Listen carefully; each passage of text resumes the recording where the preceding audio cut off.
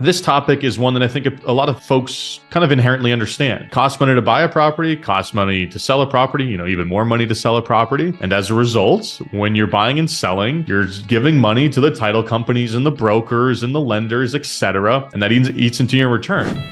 Welcome to the Multifamily Wealth Podcast.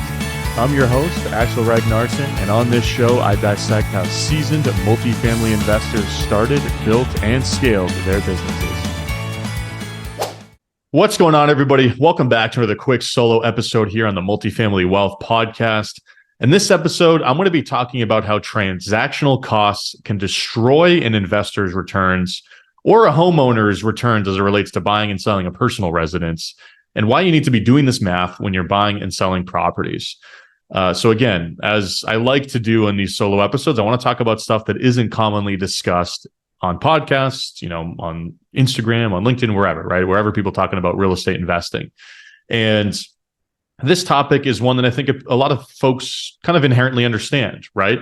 Costs money to buy a property, costs money to sell a property, even more money to sell a property. And as a result, when you're buying and selling, you're giving money to the title companies and the brokers and the lenders, etc. And that eats into your returns, right? That's very straightforward. That's not rocket science. But I don't think a lot of folks have done the math. And oftentimes we hear closing cost or transactional cost described as a percentage of a property's purchase price. But that doesn't necessarily mean that much, because when we buy property as investors, the vast majority of us are using some amount of debt. And given the fact that we're using debt, these closing costs as a percentage of the property's value or sales price or purchase price, it's actually a much higher percentage of our equity, of the capital that we are investing in that property, or our investors' capital, right? If we're raising money. So let's run through a couple of quick mathematical examples. Stick with me. I'm not going to try and bore you that much. And I'm going to summarize this in a way at the end that is more clickbait, that really identifies or really highlights the impact that closing and transaction costs have when you're investing. So let's start with a very simple example. Let's say we're just buying a house. We're a homeowner. We're going out there. We're buying a house. And fundamentally, this math is basically the same as if we're going out there and buying an investment property. So they work in both situations. I'm just going to use the homeowner example because I think it's a little bit of an easier one to communicate. We go out there, we buy a house for $500,000. We're putting down 20%. We're getting 80% from the bank. So that means we're bringing $100,000 to closing to buy this property. And this is before we're paying any closing costs. Now, let's say we pay 2.5% in closing costs on the buy side, which could be title insurance, maybe a point to our lender, the transfer taxes that we have with this state or city or what have you. So we're paying a total of $12,500 in closing costs, right? So we have to bring $112,500 to closing. But in reality, these closing costs are 12.5% of our equity. So 12.5% of our equity is gone the day that we close, because we're bringing $100,000 to buy the property. And we have all these fees that we don't get back. We're paying different people. We're paying the government. We're paying our lender. We're paying the title company, etc. So we're all on the same page here. $500,000 property. We're bringing 100 down, and we have to pay 12.5 in closing costs, which is 2.5% of $500,000 at closing. So let's keep this rolling. Now, let's say we turn around and sell this property in a year. Would you do this? Maybe, maybe not. Maybe you have to move for work. I don't know. Maybe there's some other reason you're selling the property. But again, I'm just giving you an example here. So don't go jumping down my throat about, hey, it doesn't make any sense. That's true, but it happens all the time, right? So let's say we're going to sell this property for $500,000. It's worth the same in a year. Property, the market didn't go up, didn't go down. And we're just selling it for what we paid. So what are our closing costs? Well, probably going to be around 7% of our purchase, or of our sales price, I should say. Probably going to have to pay 5% to a real estate broker. Probably going to pay 2% in transfer taxes and title insurance, or fees to the title company, the deed prep, all this stuff, right? And your bank might charge you a fee to send you a payoff per your loan documents for a few $100, whatever it is. But I think it's a pretty fair assumption to assume it's going to cost 7% to sell your $500,000 single family home. Now, what does that mean? 7% of $500,000 is $35,000. you have to pay $35,000 to sell your property. So what do you receive at closing? You're going to receive $65,000, which is your $500,000 minus your $400,000 loan balance. So you got $100,000, and we're talking about that equity that you put down when you bought it, minus your $35,000 in closing costs, means you're receiving $65,000 at closing.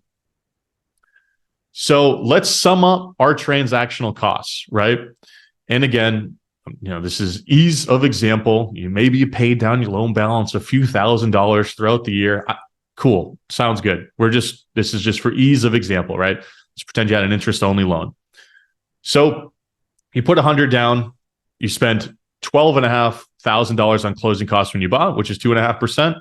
You spent 7% when you sold, which is $35,000. So in a year, due to transactional costs, you spent, or your total transactional costs were $42,500. And you only put $100,000 into the property, and you're receiving $65,000 back, right? And that's just what you're getting at closing. You already spent 12.5 earlier. So in just a whole, just 1 year, you lost 42.5% of your equity. This is going to be the clickbait, right? This is the clickbait title. Because of transactional costs, if you bought a property for $500 and you sold it for $500 a year later, and you didn't invest any money into the property outside of what you put down, you lost 42.5% on your money. And that is a much more magnified figure, it's a massive figure. That's one that really gets people's attention comparatively to, oh, you had 2.5% closing costs when you bought, 7% when you sold. This is the argument, by the way, against home ownership, right? When people are telling you why you should keep renting, it's like, unless you're going to stay somewhere for a number of years and these transactional costs aren't going to destroy your equity, you should probably rent, right? This is the argument for that. And this applies to commercial real estate as well. It's the same math. The math isn't really that different. Maybe you spend 6% to sell because you're paying a broker 4 instead of 5, but you're still going to have all those other fees. And you probably have prepayment penalties on your loan. You might have some other stuff you got to pay. But this is, this is the impact they have. So next time you're thinking about selling a property or being more transactional with a strategy, make sure you're just underwriting your transactional costs correctly before you buy, first of all.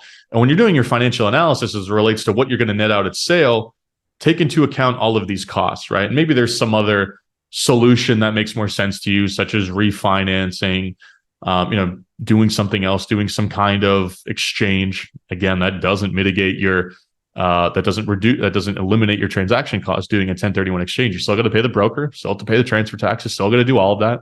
That's just saving you on your gains, right? That doesn't mean that you don't have all of these costs.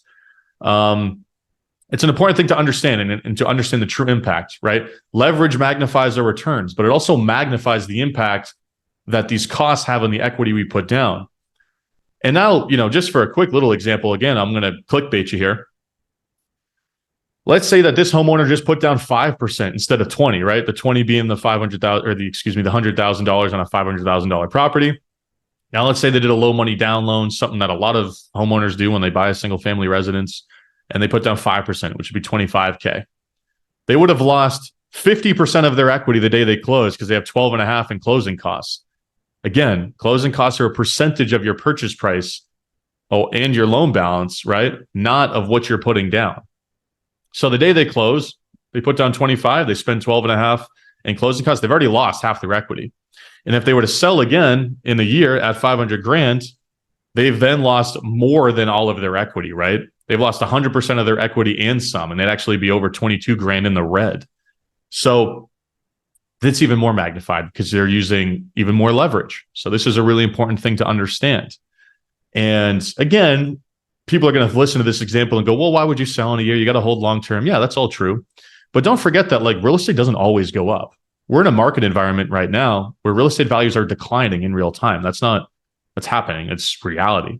And as a result, somebody might be selling their property in a year for less than what they paid, or in 2 years for less than what they paid. And think about even the more magnified impact that transactional costs have on their equity when they're walking away from closing with less equity than they brought. It's even a larger outsized percentage. So yeah, your eyes might have glossed over here as I ran through the math, but the big takeaway, you buy a property for $500, you put 20% down, you sell that property in a year for $500 for the same as what you paid. you probably lost 42.5% of your equity. That's the clickbait. That's a huge number, and it's enough. It's meaningful enough for all investors out there, for folks who are thinking about buying a home. You got to do this math. You got to actually sit down and understand the impact of the buying and selling, and all of the people you got to pay when you do both those things have on the equity, right? On your equity, and think about it outside of just a percentage of a property's purchase price. So I hope this was an educational episode. I hope this got you thinking. If it did, please leave the show a rating and review. Helps the show get noticed by more folks. And if there's someone in your life that you think would benefit from listening to this episode, please consider sharing it with them, whether that's over text, whether that's on LinkedIn, whether that's reposting to your Instagram story or something along those lines. It's how we get the show in front of more eyeballs. So I always appreciate everyone that does do that. And again, thank you for listening, and I'll catch you guys on the next episode.